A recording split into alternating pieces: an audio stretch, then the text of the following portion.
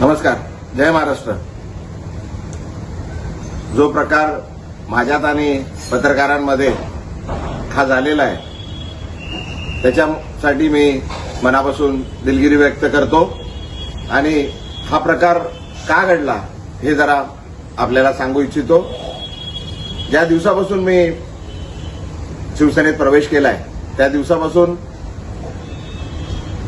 एकदम वाईट शब्दात आणि शिव्यागाळ करून मला जे अपमान करत होते तरी पण मी सर्व अपमान सहन केले. तरी सुद्धा आज सकाळी परत पत्रकार मित्र आले होते. मी त्यांना हात जोडून विनंती केली की बाबा याबद्दल आपण कुठलंही मला विचारू नका. जे मला काय बोलायचं होतं ते मी सर्व बोलून झालेलं आहे. आता कृपा करून काय बोलू नका. मी हात जोडून त्यांना विनंती केली. वारंवार मी सांगत आलेलो आहे का बाबा हे सर्व प्रकार हा माझा आहे.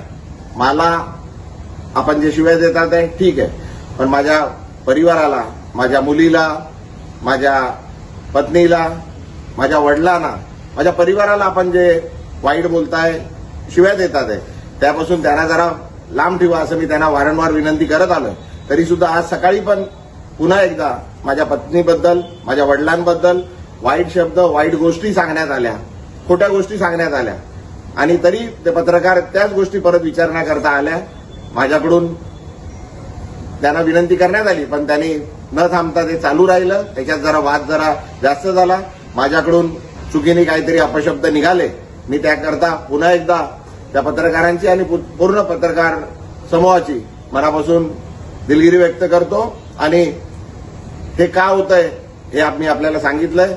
कृपा करून आपण मी जे केलंय, मी जे प्रवेश केलाय त्याच्यासाठी ठीक आहे. माझ्या परिवाराला, माझ्या मुलीला, माझ्या परिवाराला, माझ्या पत्नीला, माझ्या वडिलांना जे हयात नाहीये, माझ्या आईना आणि माझ्या पूर्ण परिवाराला याच्यापासून जरा लांब ठेवा अशी आपल्याला विनंती करतो. धन्यवाद.